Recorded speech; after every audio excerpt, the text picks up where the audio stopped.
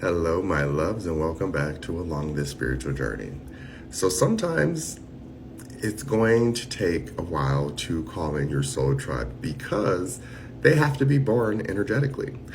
What I really think is cool about consciousness is, especially as we see the internet and TikTok and all these different platforms awakening people to new senses of themselves and new opportunities in life they never thought that they had access to.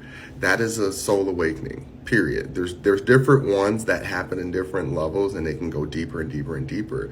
But just as a beginner spiritual baby, anytime you make a change on your own free will, that you understand this is a game and a journey, and if you don't participate, the game and journey will play you. So you have to play a little bit. You have to go along with the motions and figure out where you fit in and where you don't fit in.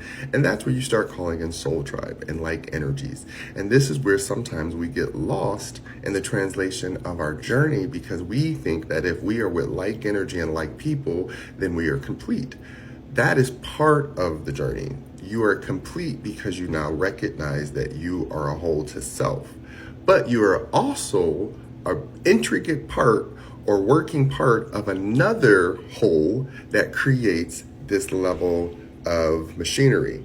I like to use, let's say, oxygen and hydrogen. What do we get? H2O. This makes water, right? So water has its own fundamental properties that serves so many people and so many species in so many different ways, because these two elements came together and realized alone we're needed, right? We need these two things separately, oxygen and hydrogen, for their own properties. I'm not a scientist, I'm not breaking it down, but when they come together and become a hybrid, they make something better.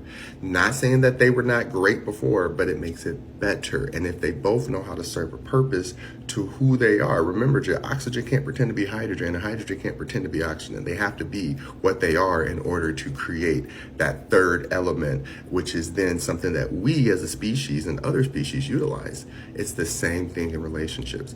Energetically, when you rise to another level of consciousness, you start recognizing that yeah, it is easier to do the journey alone than bringing somebody who is not prepared or ready, or only a polarized energy that wants to stay to one type of thinking and one type of being. Or you wait for that energetic partner to be born or reborn and catch up to you. You don't have to do this in the physical world, do you? But in the spiritual world, it is okay to wait for your partner. And if they show up, they show up. If they don't, they don't. But know that you are prepared. Love ya.